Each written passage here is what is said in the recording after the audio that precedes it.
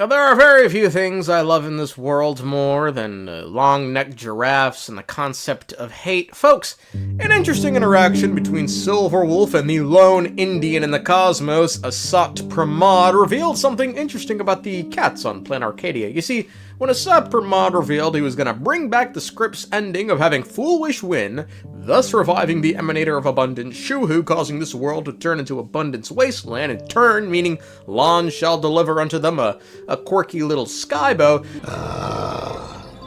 Just as the script foretold.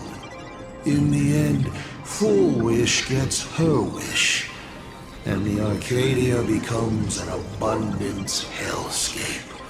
Shuhu resurrects and transforms this rotten planet. What? Sounds familiar, doesn't it? There's another line. Judgment follows close behind as the hunt draws its bow to deliver a gift.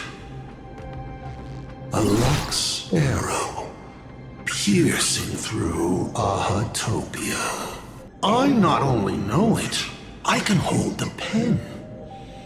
The future you abandoned will, by my hand, make a return as a spicy comedy.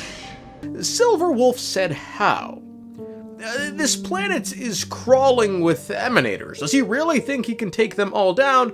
His response is telling. Planarcadia is crawling with Emanators. How are you going to take us on? With a single masked fool and a bunch of abundance minions? The Emanators you speak of are nothing more than a tenth of a pebble, a piece of wood, and... Oh, and a warlord. Who can you count on?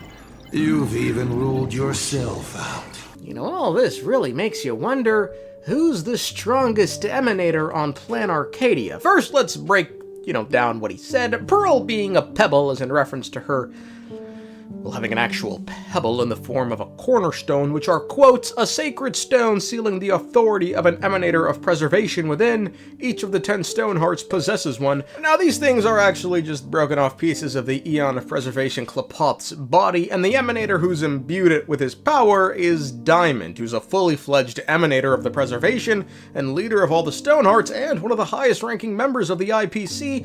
He gives his little underlings a rock imbued with his power, which lets them do all kind of weird things. In Aventurine's case, he gets a new form, which gives him a fucking cancer boss fight. In Jade's case, she can see people's desires, allowing her to scam them with her little fucking pop-up shop. Well, we don't know what Topaz's does. She said hers isn't like Aventurine's, and we have absolutely no idea what Pearl's can do, but the bottom line is, Pearl isn't actually an Emanator. She just happens to possess a sliver of an Emanator's power in the form of a rock, hence Asat Prammad calling her a pebble. Now, as for the branch remark, this refers to Evanescia, or, more specifically, her, serious yellow-eyed side. You see, long ago, Evanescia was a branch in the Eon of Abundance Yao Shi's garden.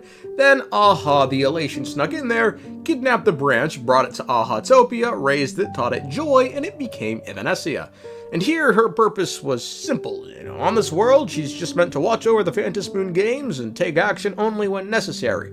According to Evanescia, she's only taken action 3 times in nearly 1,000 years, and twice were due to the Nameless, and each time she's taken action, it left a mark on the world. Over the past 1,000 years, I have called upon her power 3 times to avert catastrophe.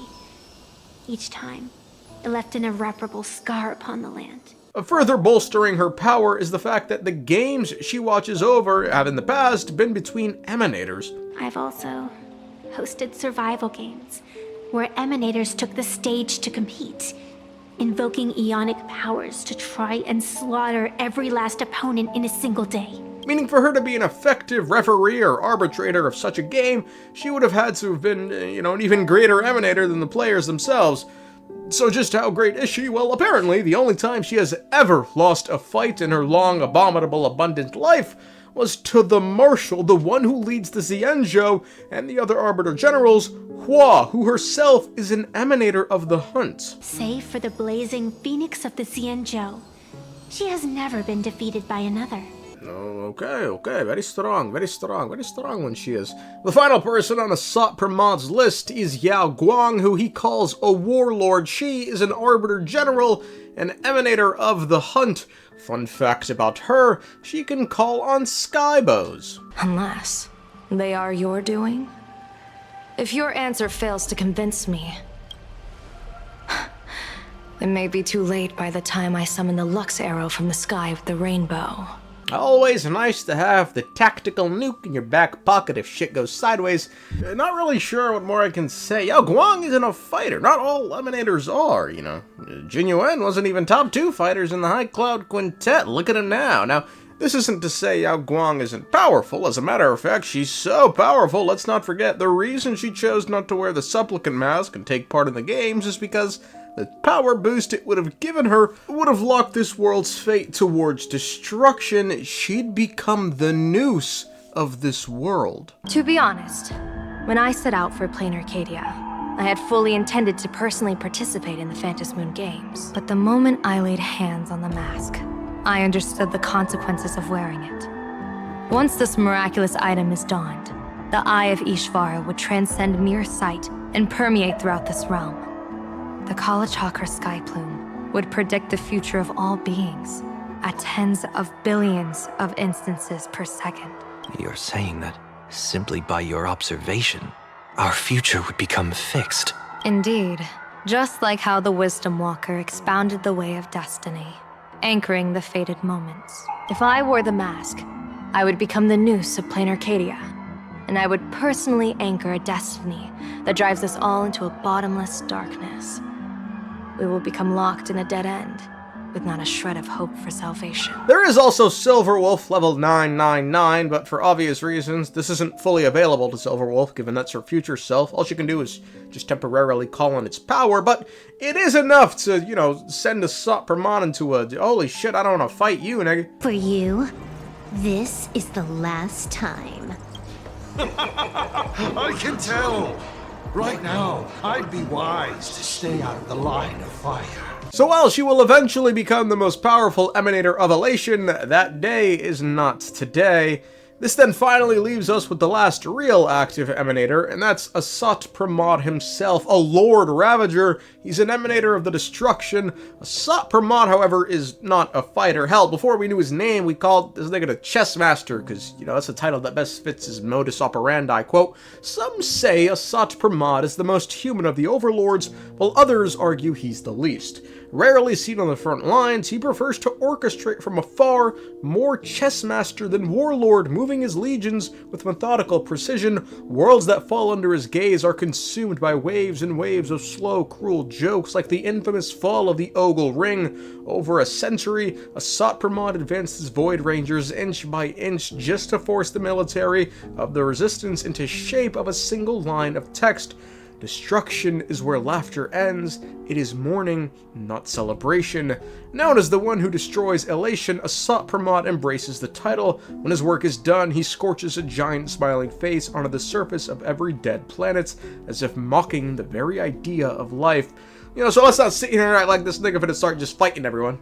It's not Zephyro, but he do be packing up worlds, including Planarcadias in the past, it would seem, given the ending of the quest saw Evanescia ask us to head to the world in canvas and tell Graphia Asat Prammad is back. Please, tell Graphia the Demon Lord from beyond has returned. You must be careful. And given we know about 1,000 years ago the world was in ruins and it was Graphia who ultimately saved it, odds are Asat Prammad is the reason the world was in ruins. After the destruction came into being, this place too was driven to the brink by the Legion's onslaught. Many ancient nations vanished. As far as the eye could see, there was only fire. The seas had been vaporized, leaving only fractured seabeds and ash that blotted out the sun. The demonic legions from beyond still hadn't departed. So in terms of straight feats, yeah, Asat Prammad is probably the most powerful Emanator on Planarcadia. Let's not forget, he also influenced the script. Was it that 23-second discrepancy?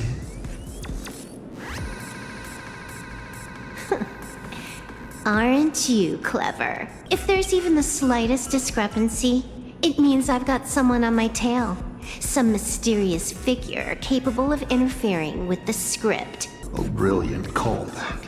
It proves precisely why you are helpless against my abilities. Given he's wiped out entire worlds, he's still probably the strongest. Now, what I find interesting about all this Emanator talk is there are certain beings on this world who, well, not Emanator level, certainly, are just about there, like Ashvale, despite not being an Emanator himself, certainly has the power to at least subdue them thanks to the shadow in his arm that stems from the veracity. He's eaten extremely powerful Emanators in the past, like Shuhu. That very shadow that devoured the Swarm and Lord Ravager Zulo 10 amber eras ago.